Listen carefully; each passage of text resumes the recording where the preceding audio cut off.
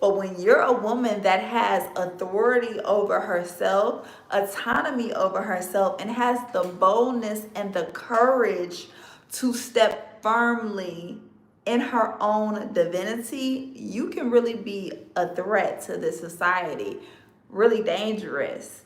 I feel for the women that never took the time to be single, to never took the time to live alone. They just jumped right onto some dick, or they just jumped right into somebody's bed, or they just jumped right into the self-servitude attitude, the self-servitude position that most women just fall into because we want to be chosen, we want to be picked, we want to be, oh, wifey. We want to compete with other girls for this made up illusion, this made up role that is truly dimming your lights and not gonna have you glowing. Okay? So as a woman in that type of way, when you have just been brainwashed and trained, I really feel for those women because they are so trapped and stuck in this matrix. They are stuck into this illusion, this pattern of seeking external validation from the outside. Those women have never taken the time of solitude, taken the time to dance to her own rhythm, dance to the beat of her own drum. She never took the time to think for herself, to be herself, to love herself, to be selfish with her body, selfish with her time, and selfish with her energy. I really have compassion for those women because for me, on the other hand, I actually took deliberate time for myself. I actually spent majority of my 20s in solitude and single. So that allowed me to choose this lifestyle instead of being upset with God, like, God, where is my husband? Where is somebody to marry me? And knowing that God is protecting me, God truly is favoring me, God truly is loving me.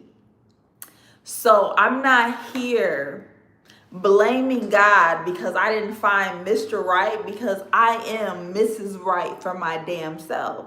And this is how you have to vibrate from. This is how you have to honor yourself. This is how you have to see yourself. Instead of searching for somebody to be right for you, you have to be right for yourself. You have to love yourself. A lot of times, women are waiting for somebody to love them. That gotta be exhausting, girlfriend. Are you okay, baby? Because you out here begging for somebody to love you when that fool don't even love himself. That fool don't even know what self-love is. These relationships will constantly fail. It will be friction between men and women because men lack self-love just like women lack self-love. So back and forth, it's a tug of war. Men begging for love and women begging for love. Men think physical touch is love, while women think telling her that she's beautiful and buying her flowers is love. So it's a constant tug of war between the genders because nobody loves themselves. Nobody took the time to heal themselves. Nobody took the time to look within. Nobody took the time to be centered with themselves. And we're expecting a man to love you. You're expecting, let me say you, because I'm not expecting this. I understand that men are flawed humans and they are falling apart in this patriarchy. They are not the leaders. Yet women have so much pressure onto men to lead them to the promised land when all he can do is lead you straight to hell or straight to the bedroom because he's controlled by his penis. He's controlled by his bottom half. But you as a woman want him to lead you somewhere like you can't lead yourself. Like you don't have the divinity within yourself. Like you don't have the power within yourself. Like you don't understand you're honorable. You don't understand the respect that you must give yourself. I'm confused. And I feel for these women because they have fell for the okie doke. They have fell for the pressures in this society. A lot of times, society will pressure you. I don't know why we let society pressure us, because it's just a bunch of trolls on the internet. Okay, nowadays they ain't gonna say none of this to your face. None of this to your face. They are just trolls on the internet. So if you're getting affected by trolls on the internet that is trying to pressure you into motherhood, pressure you into being a baby mama, pressure you into being a wife, pressure you into doing something that you know is hard, that you know requires a mental capacity for your brain, having to execute more, doing more, being more. And now you're neglecting yourself in this process. These rules in society is really causing most women to dim their light. It's causing women to believe that motherhood is their purpose, that having babies for a man is their purpose, and having a man is their own identity. Having a man is their whole identity. A lot of women don't even know who they are without a man. A lot of women don't know who they are without these kids. A lot of women don't even know how to be a woman if it's not being a servant to somebody else. A lot of women think womanhood equates to motherhood, equates to livelihood, when that has nothing to do with being a woman. Is what you can do for other people. How you can be a good wife to a man, or how you can be a good mother to a kid. That does not make you a woman. What makes you a woman is knowing your divinity, knowing the goddess within you, knowing your power, knowing that your womb gives life. So why are you just giving anyone access to it?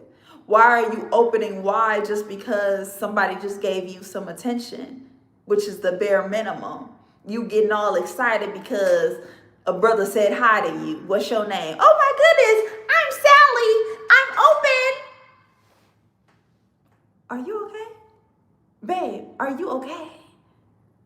You're letting attention get the best of you. A lot of girls just want attention. This is why they get into relationships. This is why they want to be picked by somebody, because he gives her attention. Attention don't pay the bills. Attention is the bare minimum when you love yourself. Attention is measly and minuscule. All right? Attention. Y'all know I appreciate y'all attention right now. Okay, this attention is enough for me.